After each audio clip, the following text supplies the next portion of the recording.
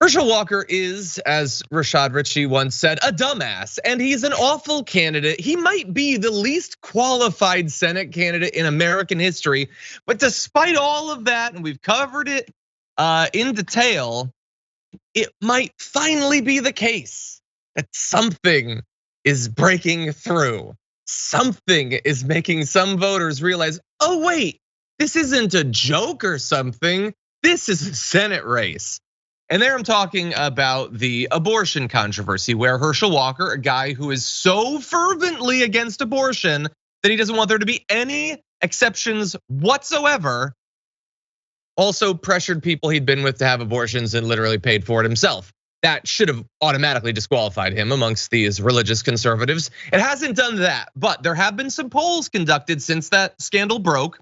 And let's take a look at how those polls compare to polls from the same pollsters before the scandal. And you can see very mild evidence that people can be reasonable. So for instance, this Trafalgar Group poll had him literally up by 1 point previously. Now you have Raphael Warnock up by 2. You have Quinnipiac, Raphael Warnock gains a point in that. Emerson Warnock gains 4 points and 6 points on InsiderAdvantage, although I'm not actually familiar with that pollster. But when you have 4 different polls all telling a similar story, at least, that while there hasn't been a massive swing and the race is still close, the movement has been towards the guy who isn't a massive hypocrite on these subjects that supposedly are so important to these conservative voters. I think maybe we can count on this and say that this is actually demonstrating something. JR, what do you think? Maybe. You guys know I'm a bit of a pessimist when it comes, especially polling and what we may see on election day and seeing what people actually do after they said what they're gonna do and where they're leaning, and if they're actually disappointed in Herschel Walker, or if they're just too embarrassed to say it out loud or even write it down. So yeah, that's where my pessimism comes from, because this country has proven to us since forever that they make many wrong decisions when it comes to a pivotal point with advancing our country and getting us to a place where we can actually be better. That we tend to have some falters in there until it's way worse. And let's try and get back 10% of what we just lost. That's just the way we like to move through things. But there's this whole thing. These Republicans, these actual elected officials, whoever was in charge of this, Mitch McConnell, who said, yeah, we can go with Herschel Walker. Sure, we'll have him join me in the Senate. He's a black guy, right? He has a name that people remember. This will be great, because that's all we need for the Republican Party. So after this whole thing broke down, I think they are a little bit surprised that some of these voters, some of these potential constituents of theirs actually do care about the abortion issue. They were like, yo, I thought we all had this silent agreement that we're just saying this. Nobody cares. This is BS. You guys know this. This is about us gaining as much power as possible and controlling your lives, not just the people that disagree with them, your lives, these constituents, these MAGA people, these Republican voters. We're looking to control and destroy your lives too. You think we don't want your money? We think we don't want your livelihood? We think you don't want your possibility for opportunities and your kids to go to decent schools? All this stuff that they promote openly, they figure will be trumped by them saying, oh yeah, that's right. We agree. Yeah, abortion bad. Didn't work that way.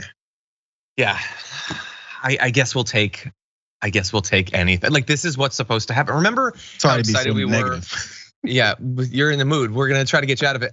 Remember when cinema was the absolute worst and still is, but the polls started to reflect that people in Arizona got it. That should not be a standout story. This should not be a standout story, and it barely is. You should expect that. When people demonstrate that they're not who they said they were, they're not who you thought they were, you should change your opinion. Like, if AOC gave a speech on the Green New Deal and I was like, I like that, I like her. And then I found out that in her spare time, she goes to solar power fields and bashes all the solar panels down to a fine dust. And then she takes the dust and she blows it in the eyes of baby seals. If I'm still an enthusiastic supporter of hers at that point, there's definitely something wrong with her, and also the seals, bring them to a vet, but there's definitely something wrong with me too. And the fact that only 1 in 30 voters appear to have changed their mind, of which half would be Democrats anyway. So 1 in 15 Republicans care enough, that is deeply depressing. But the race is opened up a little bit, and you can see now that Warnock is up by about 4.1 points, which is good.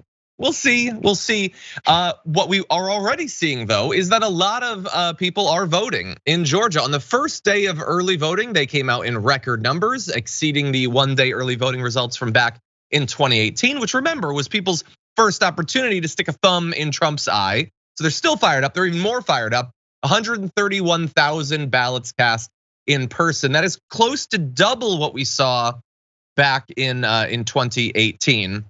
And it's nearly as many ballots as were cast on the first day of the 2020 election, which was sort of a consequential one if you've forgotten. So that's important, and that's what we need if we want to see Herschel Walker lose. But it's not the only thing we need. We also need the other candidate to be strong, and we're starting to see a little bit of that.